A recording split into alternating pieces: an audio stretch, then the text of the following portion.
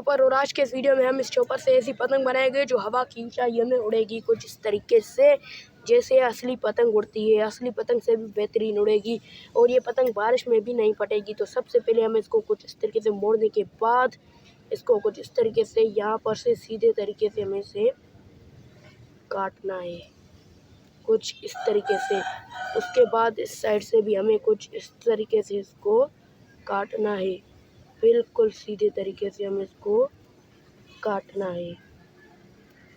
अब हम इस चॉपर को खोल देते हैं कुछ इस तरीके से और अब हमें करना ये है कि इस चॉपर में यहाँ पर से कैंची घुसानी है इसके अंदर और यहाँ पर हम सीधे तरीके से इसको काट देते हैं कुछ इस तरीके से।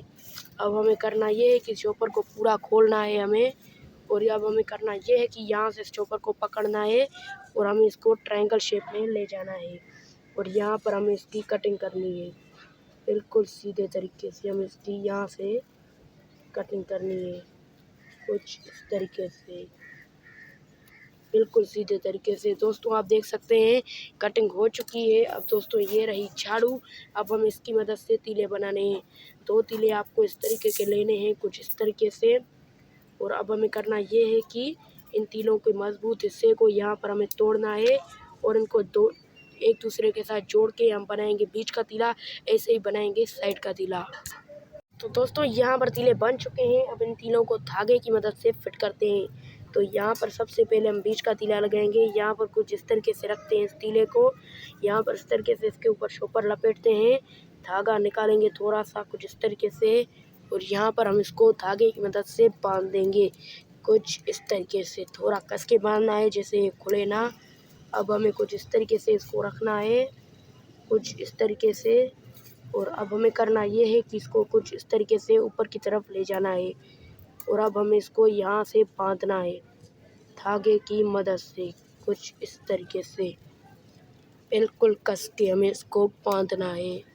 अब बाकी आप देख सकते हैं पतंग कितनी प्यारी लग रही है। अब हम लगाएंगे साइड का तीला। तो दोस्तों साइड का तीला भी इसी तरीके से यहाँ पर मैं रख देता हूँ और यहाँ पर हम इसको धागे की मदद से बांध देंगे कुछ इस तरीके से, कुछ इस तरीके से बिल्कुल कस के हम इसको बांध देते हैं।